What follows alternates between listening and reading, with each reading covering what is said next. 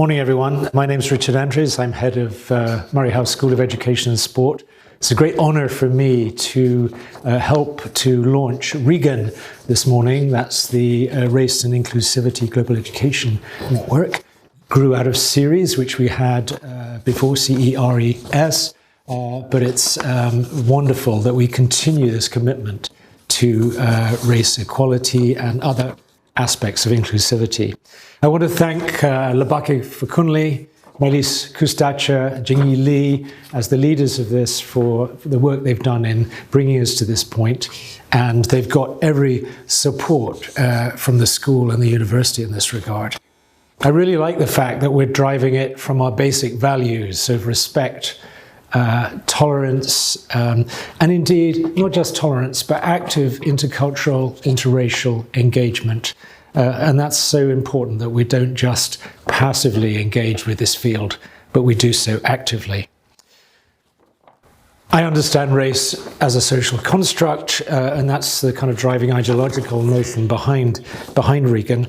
And I'm really glad that we continue to address the systematic inequalities and also the nuances in the field relating to class and gender as well as race. I also have a personal investment in supporting RIGEN on a number of occasions in my life. I guess first as a student, I experienced what it is like to be in a minority situation. That was on a night bus from Baltimore to New York when I was about 22, and I was on a bus that was completely full, including the driver, with African-American folk.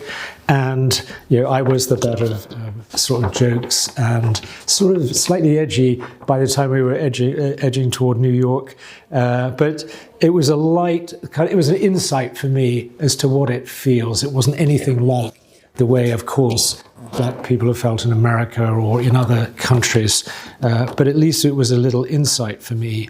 And then working in Hong Kong in the 1980s, in a principally Cantonese context, very different in that regard. I was an ethnic minority, but actually in a more privileged, shall we say, post-colonial or late colonial situation. So I had a degree of power as a head of school, head in an international school.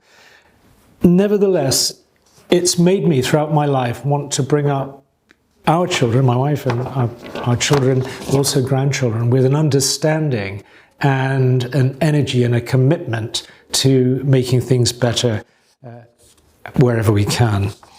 Part of this, I think, and I hope this isn't too controversial, I think, white hegemonies need also to think more critically about their position in relation to cultural and racial diversity.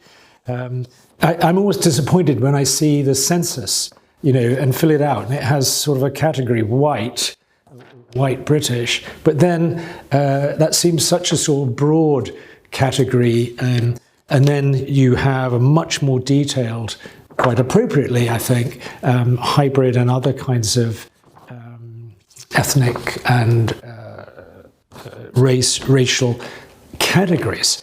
So one thing we want to critique through this is white hegemony, Caucasian hegemony. There is a lot of diversity in the Caucasian Europe, shall we say, and we need to really think hard about that and how these structural inequalities pan out.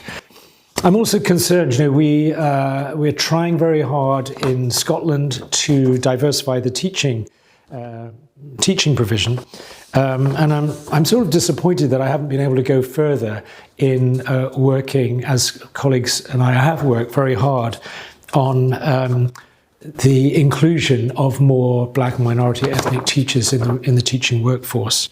Even our Siraj Lal Scholarship, which I'm really delighted that we have to support students coming in to teaching, hasn't been as well answered, if you like, as we would hope.